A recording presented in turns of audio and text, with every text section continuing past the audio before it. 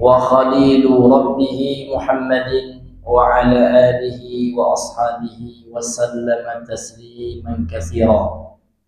قال الله تعالى في محكم التنزيل: يا أيها الذين آمنوا اتقوا الله حق تقاته ولا تموتن إلا وأنتم مسلمون. أما بعد. معاشر المسلمين والmuslimat, ikhwani fid din, rahimani wa rahimakumullah. Kita awali kajian ini dengan syukur kepada Allah, dengan senantiasa mengucapkan puji-pujian kepadanya. Alhamdulillahirabbil alamin.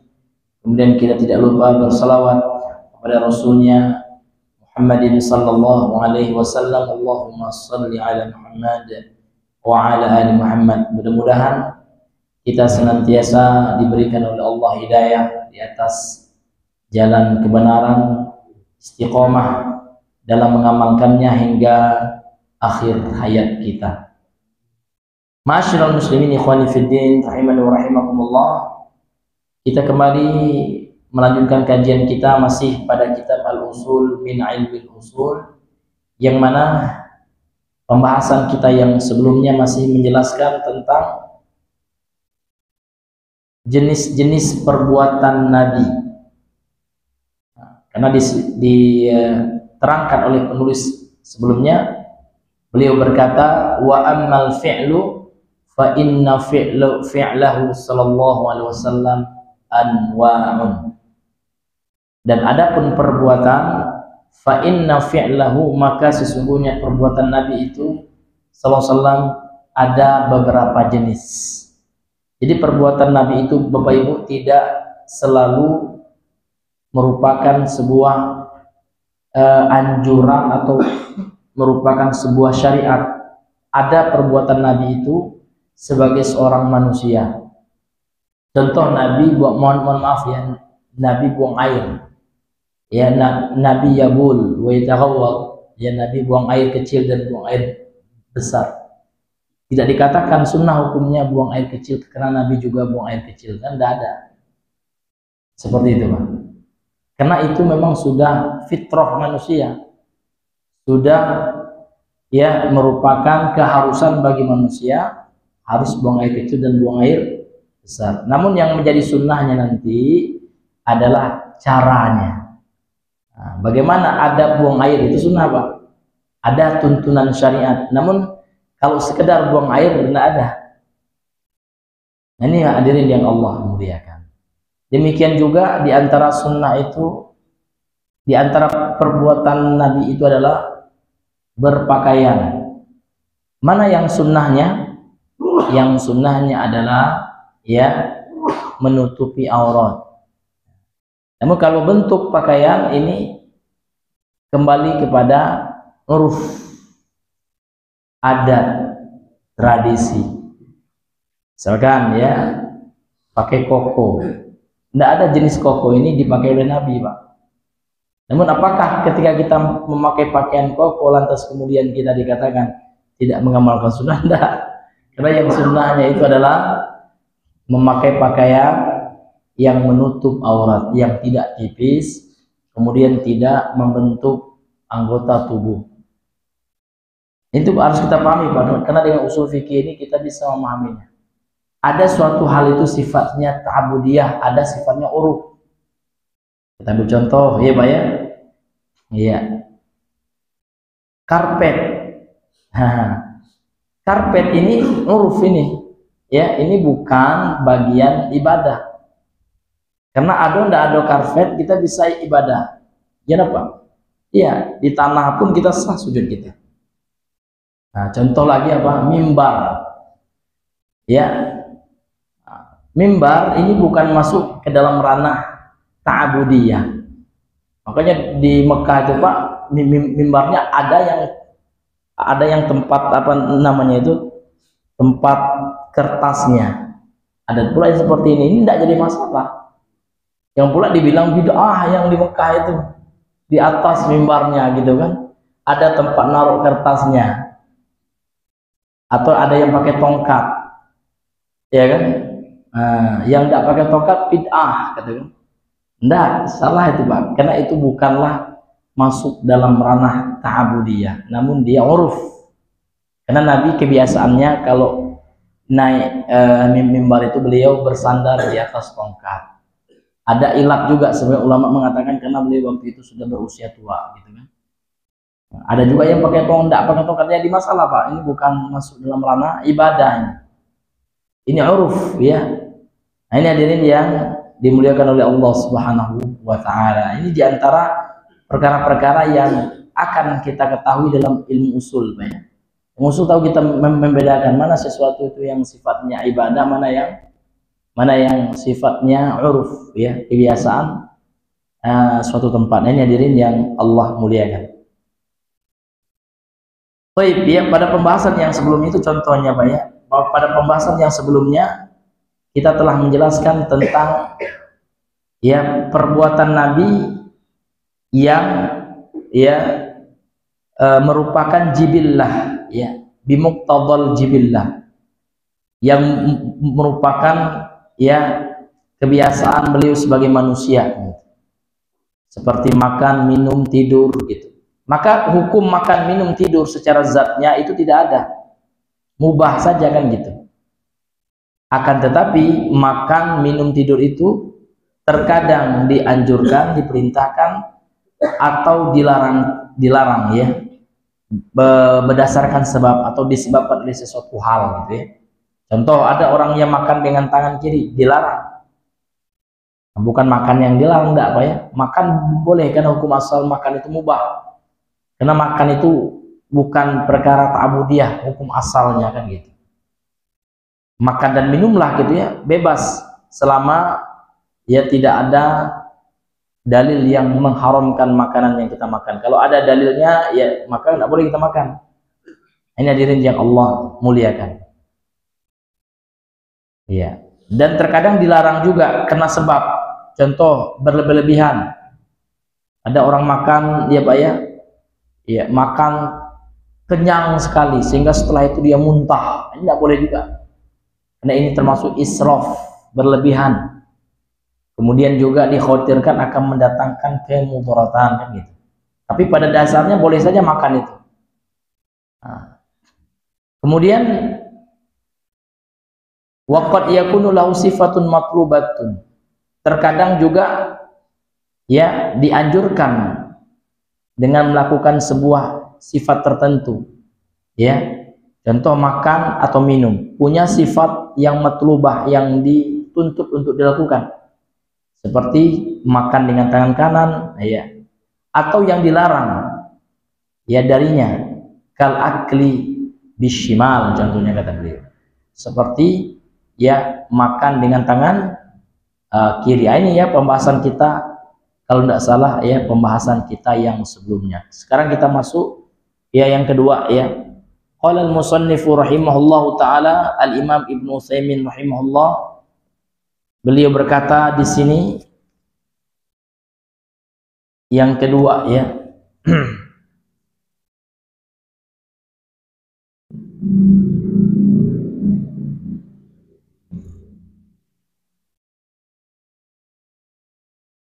Iya. Baik, ini ada yang belum kita jelaskan syarahnya Pak ya. Masih pada perkataan beliau ya. Wa qauluhu, ini pada syarahnya ya.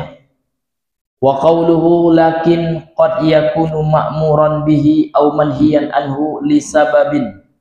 Wa qad yakunu lahu sifatun matlubatun kal akli bil yamini aw manhiyun anha kal akli bishimal kan gitu. Ini penting Pak ya, karena ada faedah dari ucapan beliau ini. Kata beliau, ini masih terkait dengan perbuatan Nabi secara manusia Pak ya. Masih terkait dengan perbuatan Nabi sebagai manusia biasa.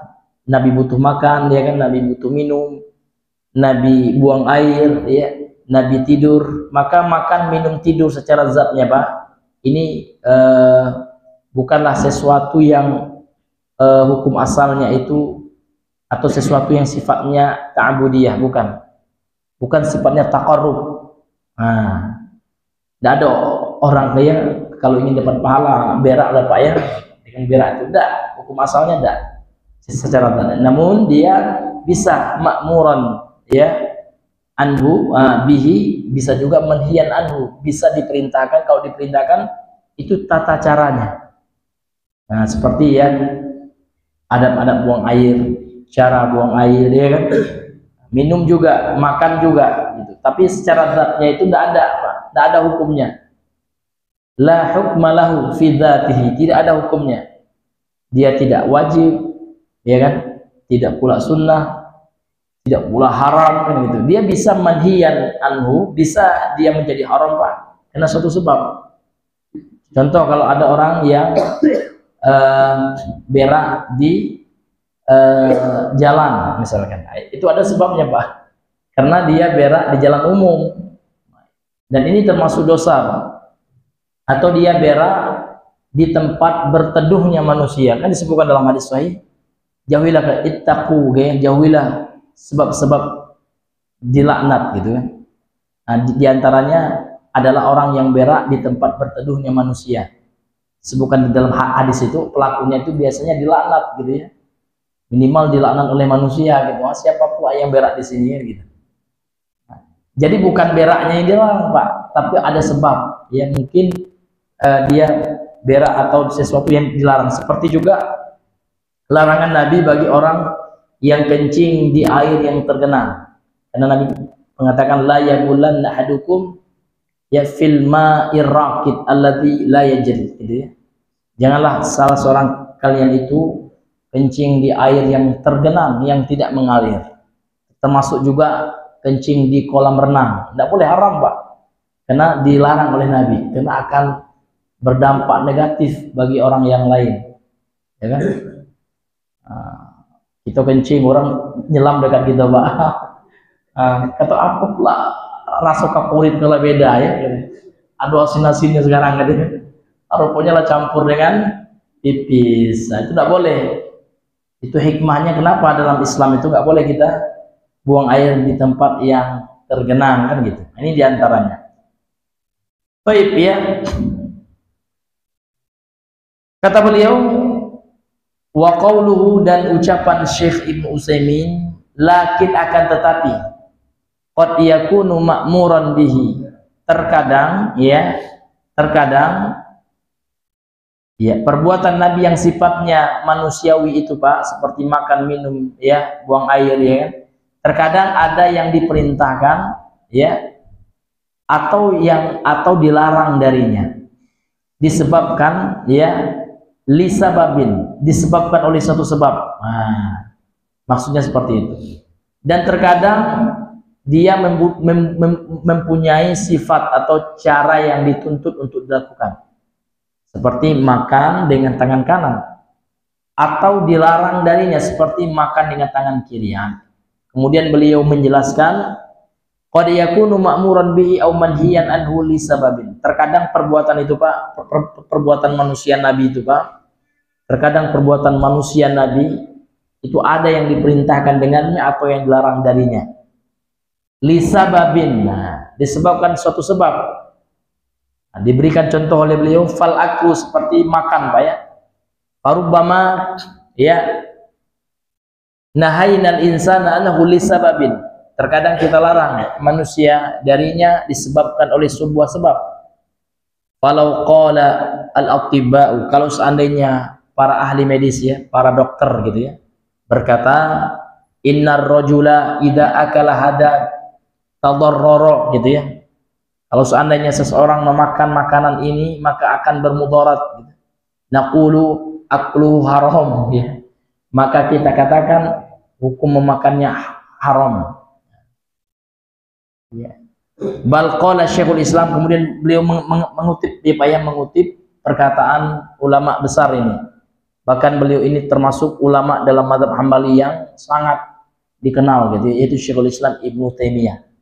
Kata beliau, bal qala Syekhul Islam ya Ibnu Taimiyah rahimahullah, yuhramu al-aklu idza khafa al-insanu at-ta'addabih.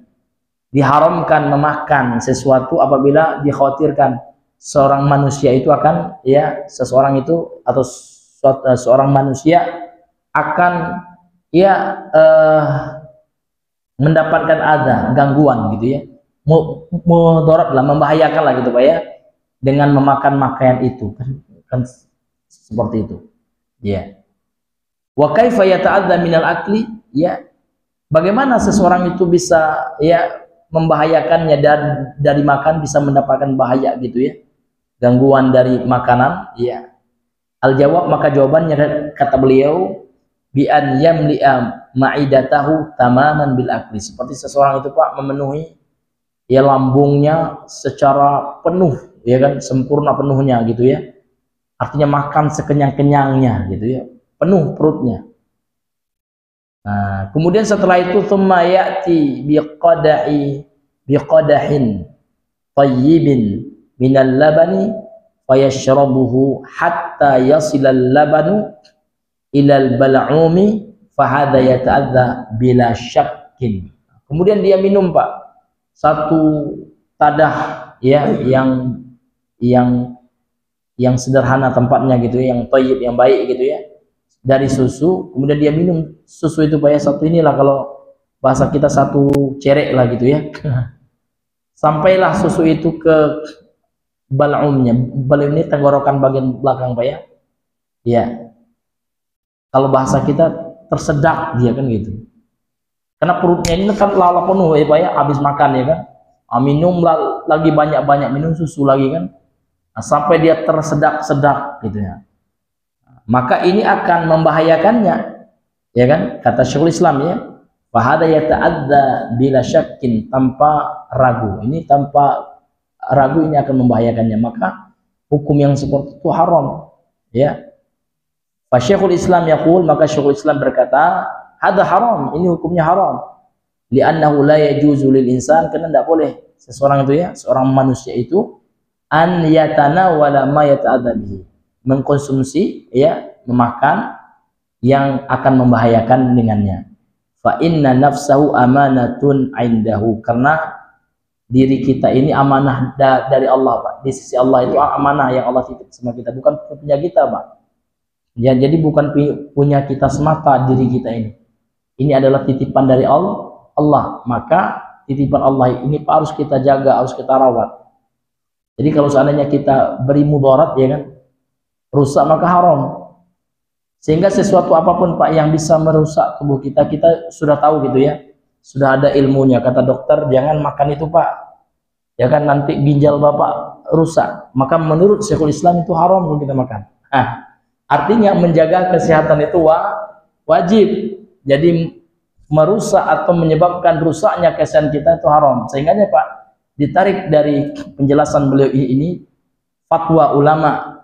Ini mayoritas Pak ya, kita berbicara fatwa mayoritas ulama, baik itu ulama di dunia ya kan, maupun ulama di negeri kita, bahwasanya segala yang merusak tubuh itu haram, apalagi merusak orang lain. Contoh rokok, maka rokok itu Pak jangan ragu lagi kita, iya ndak haram rokoknya, ragu Pak, jelas gitu. Tapi kan dekati Pak Ustadz, di Al-Quran dikatakan sesungguhnya rokok itu haram. Maka kita jawab, Pak ya, ndak ada juga di Al-Quran mengatakan sesungguhnya koka itu haram kan. Maka dia diharamkan Pak berdasarkan ya sifatnya. Karena Al-Quran Pak ndak mungkin lah ya, kayak ndak ada gawe ini yang Allah sebut satu-satu Pak ya, koka ya kan, wine kan ya, yang penting khamar gitu ya, sesuatu yang merusak udah. Kemudian Allah tuh ngasih kaidah umum sekarang Pak ya, jadi kita menjadikan itu sebagai rumus. Kalau sesuai dengan rumusan itu udah haram ya kan. Dalam Al-Quran Allah ngasih kaidah umum ya, Allah itu mengharamkan yang baik-baik ya, Allah itu menghalalkan yang baik-baik dan mengharamkan yang buruk-buruk. Itu kan kaidah ya kan. Maka kita kiaskanlah, ini bisa berlaku hukum kias Pak ya, karena ini bukan dalam bukan terkait ibadah ya mahdhah, namun terkait larangan kan gitu ya. Maka kita kiaskan segala sesuatu yang buruk ya kan, maka itu haram. Nah, ini hadirin yang dimuliakan oleh Allah Subhanahu wa ta'ala. Kemudian kata beliau, idzan, maka ya, Fal aklu wa syurbu huna manhiyun anhu, ya. Maka makan dan minum di sini dilarang darinya, la lidzatihi, bukan disebabkan zatnya. Bukan karena makan itu dilarang, enggak, Pak. Lakin akan tetapi lisababin, dia dilarang karena sebab. Sebabnya apa? Sebabnya makan terlalu banyak, ya kan? Makan kenyang, penuh perutnya, penuh lambungnya. Kemudian setelah itu minum susu, lagi bayar 1 cerek, kalau bahasa kita ya, 1 teko tuh aja diminumnya, terus sedak-sedak, habis itu muntah-muntah itu. Karena akan bermudarat, akan membahayakan dirinya. Nah, demikian juga dikiaskan dari ini, Pak, seluruh benda-benda yang membahayakan tubuh kita haram hukumnya kita konsumsi, kan gitu. Apapun itu, Pak, ya. Ya. Kalau ternyata al-atibba, ya, para dokter, ahli medis, ya, telah menjelaskan dengan ilmu mereka ini jangan dikonsumsi, Pak, ya kan? Ini berbahaya, misalkan Bapak sakit mah kronis, ini, Pak, ya, GER juga, kata dokter, Pak, jangan makan yang pedas Pak, tuh. Bapak pantak juga makan yang pedas, lah enak gitu kan. Habis makan tuh langsung ke UGD gitu ya. Iya, nah itu haram hukumnya, Pak. Bukan karena makan pedasnya, enggak, pedas boleh aja. Kalau orang normal, enggak ada sakit lambung, ya kan, bagus ya, enggak apa, enak gitu ya. Tapi dia haram bagi orang yang memang akan bermudarat kalau dia yang memakannya karena dia punya penyakit, kan gitu. Nah, memang seperti itu, Pak, ya. Kaidahnya. Ini kan diharamkan berdasarkan kaidah. Kaidah-kaidah yang bisa ya membahayakan bagi diri seseorang. Baik, sekarang beliau lanjutkan wa yakunu ma'muran bihi mislus suhur, ya. Ya. Dan terkadang juga ada makan itu, Pak, dianjurkan, diperintahkan. Seperti makan di malam hari, ya kan? Mau apa itu, Pak, ya? Mau azan subuh, waktu sahur, kayak gitu ya. Fas-suhuru ma'murun bihi, ya, wa huwa mu'awwinatun ala ta'atillahi, ya, wa huwa fariqun bainana wa baina siyami ahli kitab. Maka kalau makan sahur itu, Pak, diperintahkan karena dia akan membantu atas berbuat taat kepada Allah, membantu kita taat kepada Allah, dan dia adalah pembeda, ya, antara kita, antara puasa kita dan puasanya ahlul kitab. Jadi ahlul kitab itu udah ganti makan sahurnya, kan gitu. Ya, sementara umat Islam makan sahur. Namun makan sahur, Pak, ulama sepakat, ya, hukumnya ya sunnah, kan wajib. Artinya kalau orang tidak makan sahur pun tidak berdosa dia, tapi rugi, Pak, dia hilang keberkahan, karena disebutkan dalam hadis Nabi itu, tasaharu fa inna fis suhuri barakatun, ya, fa inna fis suhuri barakatan, ya, sahurlah kalian karena dalam sahur itu ada keberkahan. Namun hukumnya sunnah. Namun sunnah ini, Pak, jangan kita abaikan juga. Tentang sunnah tidak dikerjakan, tidak. Kita mengerjakan sesuatu karena kita tahu itu sunnah. Jangan kita, apa hukumnya, Pak, sunnahan, nggak usah kita kerjakan. Beda kita dengan para sahabat, Pak. Para sahabat itu kalau tahu itu sunnah semangat, ya kan, untuk mengerjakannya. Jadi yang sunnah itu, Pak, sesuatu yang dianjurkan untuk dikerjakan. Lawannya adalah apa, Pak? Makruh. Ya, makruh sesuatu yang dianjurkan untuk diapain, Pak? Ditinggalkan. Sunnah di atasnya wajib, makruh di atasnya haram, kan gitu. Kalau wajib lawannya haram, sunnah lawannya makruh. Kalau wajib, ya, dituntut untuk dilakukan. Kalau haram dituntut untuk ditinggalkan, kan gitu.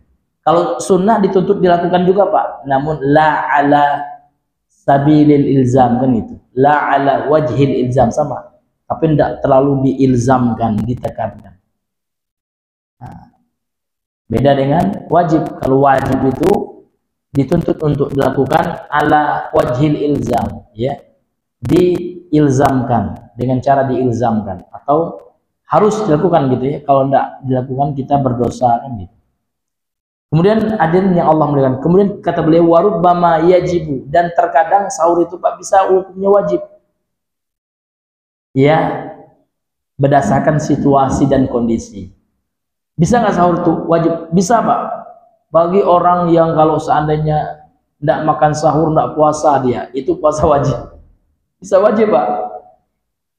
Kenapa? Ini berdasarkan kaidah. Penting kita belajar kaidah apa ya?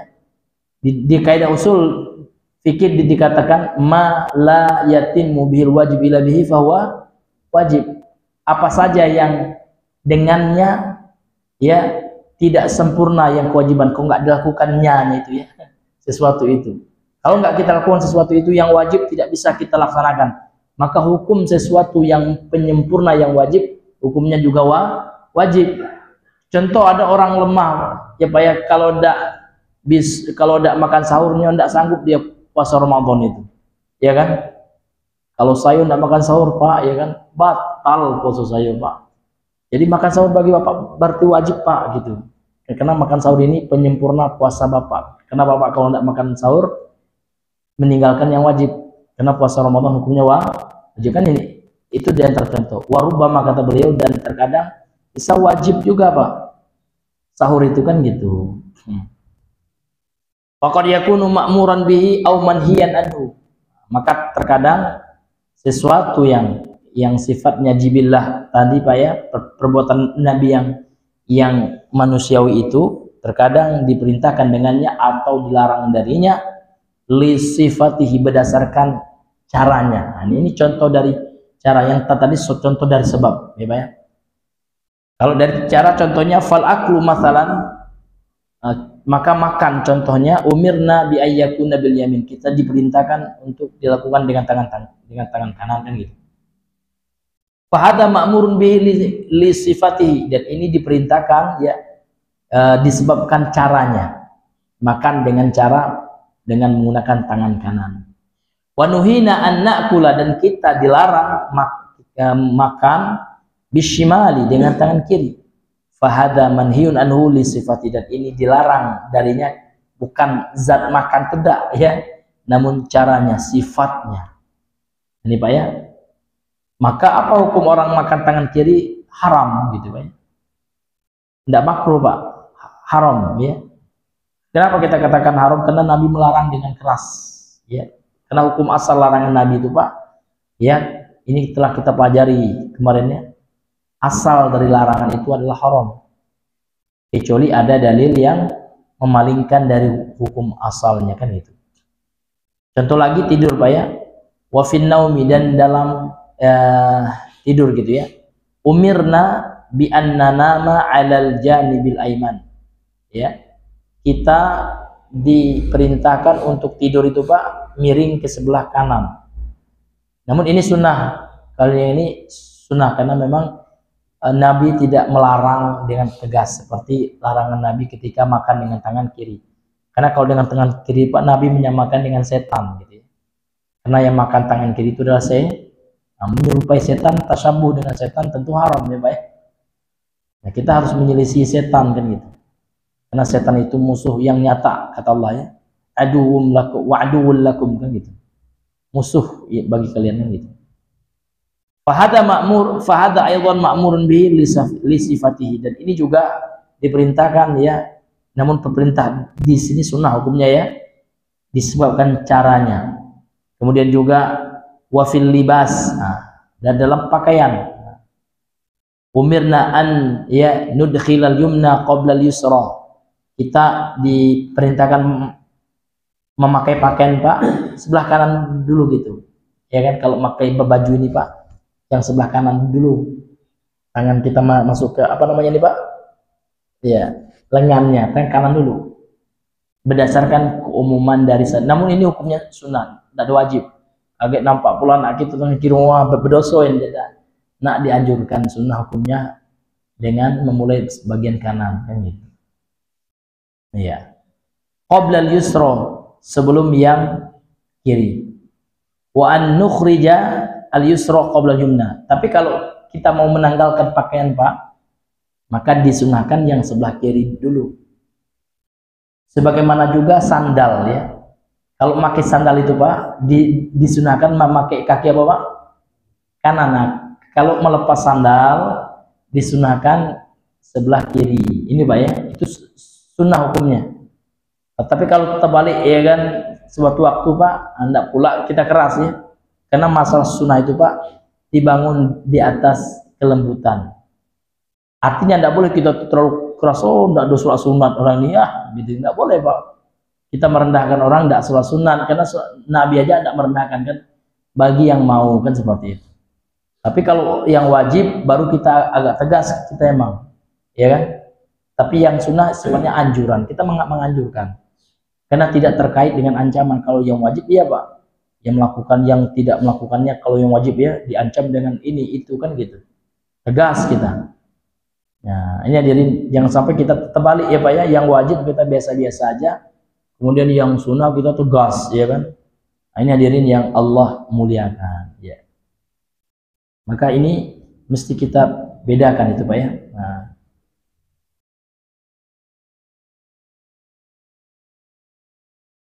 Kemudian pertanyaan, ya, soalun, fa in qila, maka apabila ada yang ya berkata, atau fa in qila, apabila dikatakan kan itu, innar rasulullah sallallahu alaihi wasallam ya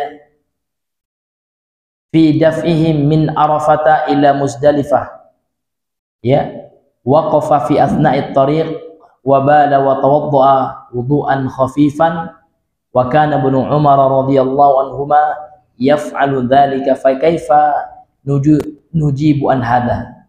Ya. Jadi ya dikatakan gitu ya, maka in qila, apabila dikatakan bahwasanya dalam sebuah riwayat ini Pak, ini terdapat dalam Sahih Al-Bukhari ini ya, bahwasanya Rasulullah sallallahu alaihi wasallam itu fi daf'ihim ya, dalam menolak mereka, itu maksudnya mengarahkan mereka, yakni para sahabat ini ya, min Arafata, dari Arafah, ila Muzdalifah, ke Muzdalifah, waqafa, beliau berhenti, fi athna'it tariq ya, di tengah jalan berhenti beliau, kemudian beliau buang air kecil, kemudian setelah buang air kecil wa tawaddu'a, ya, ini bukan maknanya berbarengan Pak, nggak mungkin habis sedang buang air kecil langsung wudu, enggak mungkin ya. Ya, buang air kecil dulu, habis buang air kecil baru wudu, ya kan? Baru berwudu. Ini dipahami dengan siaknya kan gitu ya. Wa tawaddu'a, kemudian Nabi wudu'an khafifan, wudu yang ringan. Maksud wudu yang ringan ini Pak, Nabi terkadang wudu itu Pak dengan air yang sedikit, ya kan? Yang sunnahnya 3 kali dibuatnya sekali, yang wajib-wajib aja gitu. Memang ada wudu yang isba'ul wudu itu yang sempurna gitu kan. Namun kalau keadaan kita dalam perjalanan, apalagi air terbatas, ya kan, maka bisa kita menggunakan wudu yang khafif, yang ringan itu Pak, yang wajib-wajibnya aja. Bahkan segelas ini Pak, setengah gelas ini aja bisa nih ya untuk kita gunakan wudu. Nah, namun tentu wudu yang sifatnya khafif kan itu.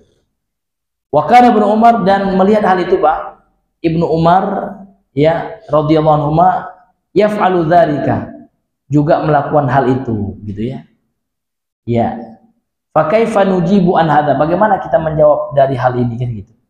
Al jawabu, jawabannya, yaqulu Syekhul Islam berkata, inna ibn Umar qad infarada bi hadza ra'yi, ini hanyalah pendapat pribadi Ibnu Umar, itu maksudnya ya. An baqiyatis sahabah, dari sahabah yang lainnya. Wa anna sahabata, karena para sahabat, lam yuwafiquhu, tidak tidak yuwafiq, itu artinya menyetujui beliau dalam hal itu, ala hada, dalam hal ini.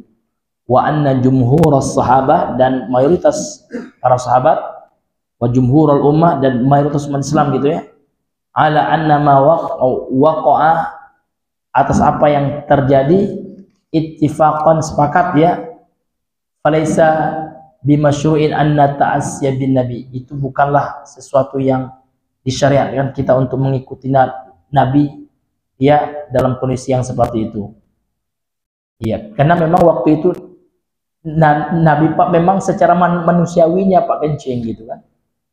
Ketika di tengah jalan antara apa Pak? Antara apa tadi itu antara Arafah dan Muzdalifah. Karena Nabi memang secara manusiawinya sesak, ya buang air kecil gitu. Tapi Ibnu Umar enggak ya. Menurut Ibnu Umar ya saya harus mencontoh Nabi juga. Nah, ini hanya ra'yu pribadi beliau, hanya pendapat pribadi beliau kan seperti itu. Memang ada Pak ya, sesuatu itu merupakan ijtihad pribadi sahabat. Tidak hanya satu ini kasus Ibnu Umar Pak ya, di antara pendapat pribadi juga beliau menganjurkan untuk apa Pak? Untuk mengambil atau memotong jenggot yang melebihi 1 genggam. Ya, jadi digenggam jenggotnya, dicukurnya ketika haji. Maka mayoritas sahabat mengatakan itu hanya pendapat pribadi beliau, sehingga tidak dijadikan hujah. Lihat Pak, pendapat pribadi sahabat itu bukan hujah. Ya bukan, tidak bisa kita sandingkan dengan dalil gitu ya, kayak hadis Nabi, tidak. Namun ya pendapat sahabat ini bisa menjadi hujah apabila disepakati oleh pendapat sahabat yang lain. Atau pendapat sahabat ini Pak dikuatkan ya dengan dalil-dalil yang kuat, ya kan? Bisa dia menjadi hujah. Namun hanya sekedar pendapat sahabat saja ini namanya ijtihad pribadi Pak ya. Dia yang terkadang ya yusib benar dan terkadang juga yukhti salah. Nah, ini hadirin yang dimuliakan oleh Allah Subhanahu wa taala. Sehingga Pak pendapat yang kuat ya bahwasanya masalah jenggot itu Pak kita biarkan aja. Ya, karena sunnahnya itu bukan memanjangkan, namun membiarkan. Artinya walaupun pendek ya kan, namun tidak kita potong, itulah sesuai dengan sunnah gitu. Atau walaupun tidak tumbuh tapi kita biarin, nggak kita sentuh-sentuh. Karena dalam hadisnya Nabi mengatakan biarkan jenggot kan gitu. Biarkan jenggot. Ya, biarin gitu ya. Nah, ini hadirin yang dimuliakan oleh, ini contoh lain Pak ya, karena memang ada juga perbuatan yang disandarkan kepada sahabat yang mulia Abdullah ibnu Umar nih Pak. Beliau pernah ya menggenggam jenggotnya di musim haji Pak ya. Kemudian yang melebihi genggam itu dipotongnya. Namun sahabat yang lainnya ya tidak sependapat ya. Nah, terjadilah khilaf ya di antara para sahabat, namun jumhur ya berpendapat ya tidak dianjurkan untuk apa? Memotong ya jenggot, karena sabda Nabi jelas ya, Nabi membiarkan. Ini diantara contoh dan yang Allah muliakan. Sama juga dengan kasus yang ini Pak. Jadi ketika Nabi dari Muzdalifah, dari Arafah ke Muzdalifah, tengah jalan Nabi kebelat mau buang air, ya kan? Kemudian setelah itu Nabi wudu, ya kan?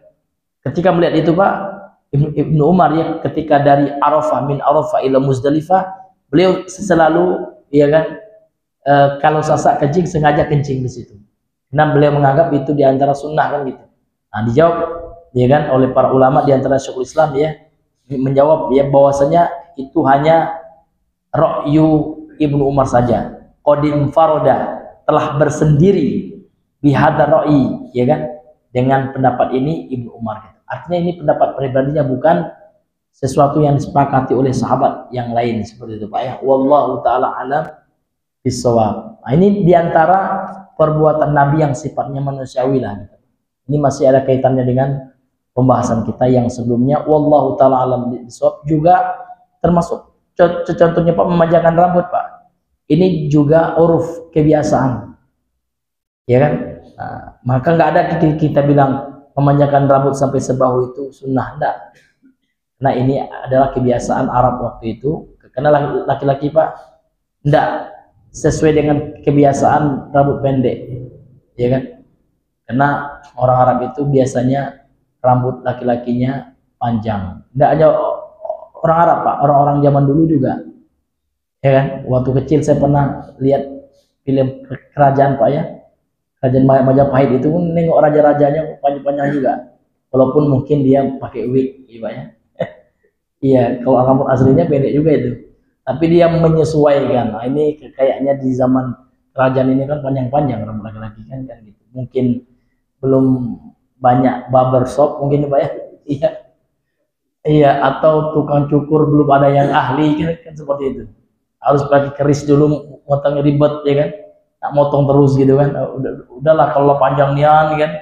Oh dipotong. Wallahu alam Pak ya.